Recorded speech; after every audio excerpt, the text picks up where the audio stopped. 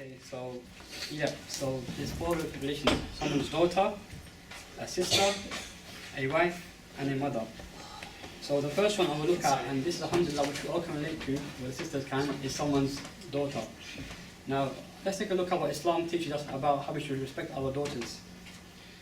Now, I'm sure our special guest speaker will look at this in more detail, but I want to firstly look at the relation of a sister, sorry, of a daughter. Now, sadly, in many cultures, and including mine and some, especially the older generation, if somebody has a new child and it's a daughter, they're not as happy as if it's a son. They're like, oh, if she gets married, she's older, how's she gonna go? The property, he's gonna look after it. They get upset when the daughter is born, sadly. They don't understand that Allah Ta'ala has blessed them with a healthy baby, first of all, and a daughter. Islam has given this great status to daughters. This year, earlier on this year in the news, I read that in Pakistan, this man buried his baby daughter alive because he thought she was ugly. Now, how stupid is that? Now, let's take a look at what Islam teaches us about the status of daughters. Hazrat Aisha radiallahu ta'ala anha, the mother of all the believers, she narrates that when Rasulullah sallallahu alayhi wa ala alihi wa sallam, which is Fatima, salamullah alayha, their daughter, they were living together, so every time they would see her coming in, they would welcome her, they would stand up for her, they would go over to her, kiss her, hold her by the hand, and bring her to their seat and see her in their seat. SubhanAllah. So this is the love that they've shown. And now I want to pay special attention to this because this is not just any man doing it, this is the greatest of all men. The greatest of all men. This is the Rasul of Allah sallallahu alayhi wa sallam. The man who can make the moon break in half just with a finger movement. This is not just any man. This is for the man for whom Allah made everything. And look at the way he treats his daughter. And today we have many ignorant, arrogant to their daughters. There's no excuse. So what would they do?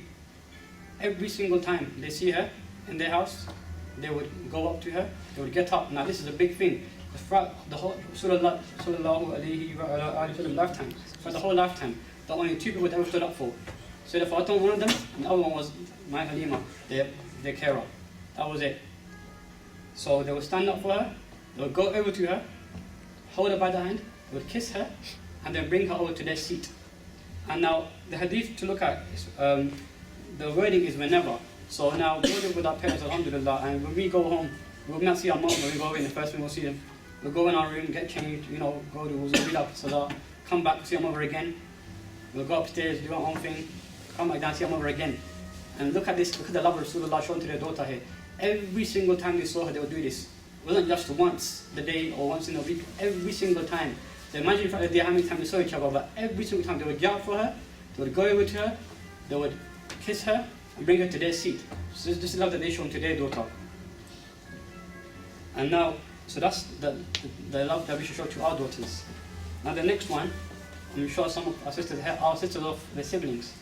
Now let's look at the status of a woman in regard to a sister in Islam. It's the month of Muharram right now.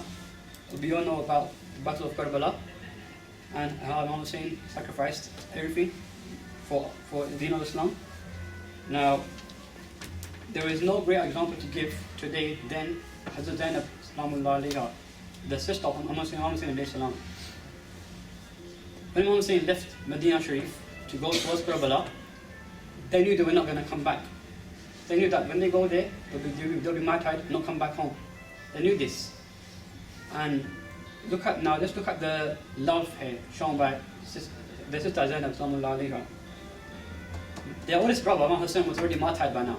So, and look at this, look at her love for Islam here.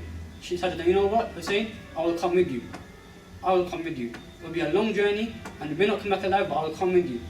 So look at this status look at the love that she has shown to her brother here by standing up and going with him, standing up with the truth. And as we all know, this turned out to be the battle which probably is the most great battle in Islamic history. And so again, we can look back at how she sacrificed